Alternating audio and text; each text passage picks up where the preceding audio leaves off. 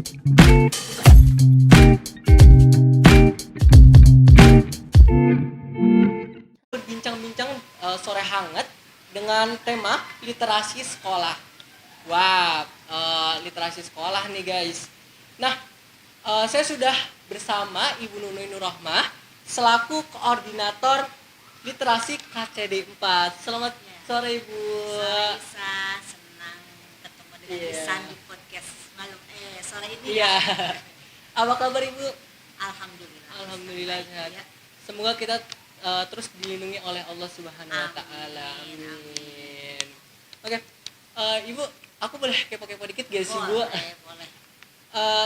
Kira-kira kesibukan Ibu di akhir seminggu ini tuh apa aja sih, Bu? Yang pasti ngajar ya. Mempersiapkan media. Kemudian hari Senin itu kemarin saya aktif di komunitas MGMP Fisika. Kita belajar lagi di kebetulan ada pengabdian masyarakat dari UHAMKA. Kita belajar tentang praktikum fisika lagi, ngecas. Kemudian hari berikutnya kita dikejar harus menyusun kepengurusan literasi di KCD 4, ditunggu di tingkat Jabar. Kemudian malam kemarin tuh dua malam yang lalu kita ada rapat malam hari dari jam 8 sampai jam 10 tentang ada program dari GLN Jabar untuk literasi sekolah-sekolah. Wah, padat sekali ya Ya. kesibukan Ibu. Dan kesibukan Ibu ini sangat bermanfaat banget nih. Nah, Ibu kan sebagai koordinator literasi KCD 4, betul ya Bu ya? Nah, di koordinator ini Ibu tugasnya apa aja sih? Dan ngelakuin hal apa aja? Di KCD 4 itu kan meliputi Karawang, Purwakarta, dan Subang. Jadi tugas Ibu itu menggerakkan sekolah-sekolah di KCD 4 ini, yaitu SMA, SMK, SLB, dan madrasah gitu, untuk aktif di literasi. Dan kebetulan GLN Jabar itu lagi mempunyai program dan sebentar lagi akan launching di bulan Maret gitu, yang diperuntukkan dari PAUD sampai SMA. Wah. Kalau Ibu fokus di KCD 4. KCD 4. Tapi Ibu juga aktif di Karawang juga, di literasi Karawang gitu ya. Oke. Nah, yang kita ketahui Ibu tuh cinta sekali dengan literasi ya Bu ya. Nah, Suka. iya. Oke, aku mau nanya nih, karya apa aja sih dengan kecintaan Ibu itu, yaitu literasi, itu udah menghasilkan apa aja?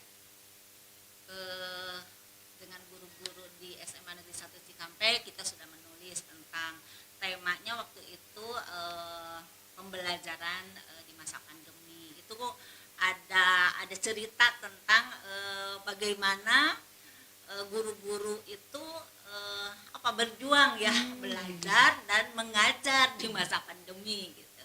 Kemudian ada antologi juga di komunitas Jendela Puspita gitu. Kemudian ada antologi puisi, waktu itu puisi yang diadakan oleh penerbit Irtani, kebetulan ulang tahunnya se-ASEAN, dan terpilih waktu itu dari berapa peserta ya, terpilih 8 besar itu, jadi dibukukan. Kemudian kemarin yang masih hangat tuh di bulan Desember kita masuk di perkumpulan literasi Rumah Seni Asri Zanur. Kita ikut event Gurindam ASEAN. Jadi pesertanya ada di negara-negara ASEAN itu. Dan kita mendapat rekor muri dari hasil nulis Gurindam itu. Oke. Pemirsa, yang perlu kita ketahui, Ibu Nunui Nurrohmah ini selain sebagai koordinator literasi KCD 4, beliau juga mempunyai perkumpulan rumah seni Arizanul ya, dan festival Gurindam ASEAN, dan mendapatkan rekor muri ya Bu ya? Iya, Wah, hebat. Dan ada komunitas Jendela Guru. Wah. Media Guru. Oh, Media Guru. Media Guru. Oh, ya Jadi, mantap.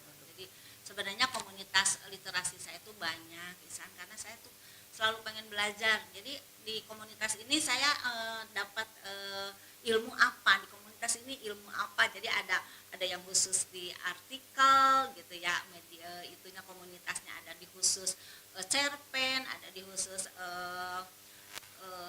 puisi gitu, jadi banyak. Pokoknya saya belajar aja yang penting. Wah, nggak mau pantang menyerah ya. Iya, senang. Kalau Iya. sudah belajar kan kita rasanya masih kurang. Idi, Iya. mantap mantap Bu. Oke Bu. Eh, Kebanyakan nih Bu, orang tuh mengenal literasi itu hanya sebagai ritual membaca.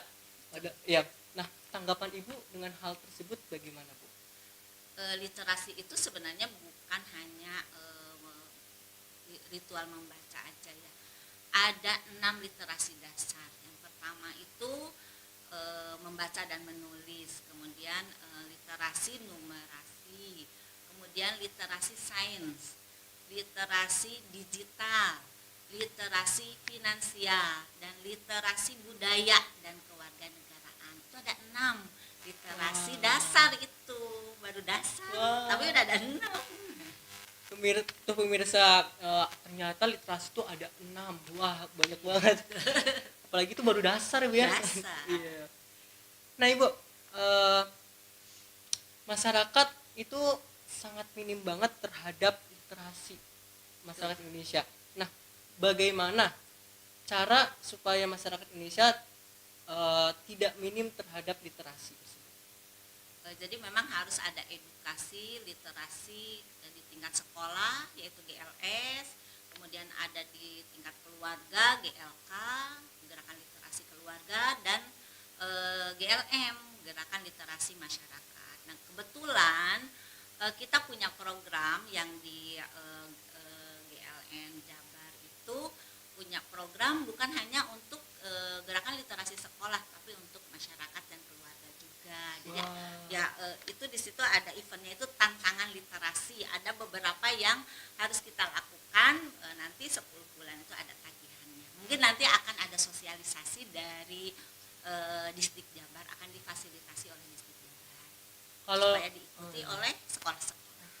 Kalau untuk literasi keluarga itu berarti datang ke rumah atau gimana Bu? Ya betul. Jadi kita datang ke rumah, di situ kita memberikan majalah ya, majalah atau buku dongeng. Misalnya di situ wajibnya minimal di keluarga itu ada 2 yang melakukan literasi, yaitu misalnya ibu dan anak. Misalnya si ibu ini memberikan pembelajaran literasi kepada anak dengan menceritakan dongeng atau membacakan buku dongeng kepada anak. Berarti hampir sekonsep dengan perpustakaan keliling gitu lebih ya? Kalau ini keluarga kan, kalau seperti perpustakaan keliling itu programnya perpustakaan. Ada juga gerakan literasi masyarakat. Nah, ini gerakan literasi masyarakat itu jadi ada foundernya, ada salah seorang yang mendirikan. Nah, itu berupa pojok-pojok baca di suatu lingkungan, di mana di situ nanti bisa ada buku, ada edukasi digitalnya gitu.